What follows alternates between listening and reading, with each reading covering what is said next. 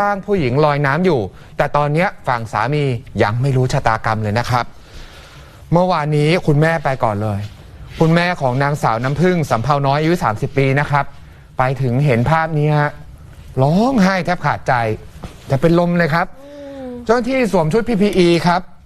นำร่างของนางสาวน้ำพึ่งลงมาจากเรือประมงนะครับที่ชาวบ้านเขาไปเจอแล้วก็นำขึ้นมาที่ชายหาดแหลมแท่นบางแสนตำบลแสนสุขอำเภอเมืองชลบุรีเมื่อ3 ทุ่มที่ผ่านมานายฉันทลักษณ์ทำกันมาอายุ46 ปีเล่าให้ฟังบอกว่าผมมันเป็นญาติกับนายสมพรสำเภาน้อยอายุ45สามีคนตายตอนเย็นช่วงเกิดเหตุ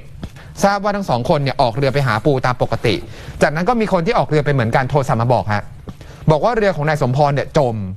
แล้วก็ไปเจอร่างของนางสาวน้ำพึ่งซึ่งเป็นเมียลอยอยู่กลางทะเลครับชาวประมงที่เขาไปพบศพเขาเล่าให้ฟังบอกว่าเขาเองก็ออกเรือหาปูเหมือนกันพอมาถึงหลังโป๊ะเห็นข้าวของมันลอยน้ำกระจัดกระจายเต็มไปหมดก็เลยขับเรือเข้าไปดูใกล้ๆปรากฏเจอร่างคุณน้ำพึ่งเจ้าที่เนี่ยคาดว่าทะเลน่าจะมีคลื่นสูงนะครับเพราะว่าเมื่อเย็นวันก่อนเนี่ยมีพายุลมแรงทำให้เรือล่มกลางทะเลแล้วก็จนถึงขณะนี้ที่หลายคนยังห่วงกังวลอยู่คือยังหาตัวสามีของผู้ตายไม่เจอนะครับและยังไม่รู้ชะตากรรมด้วยฮะ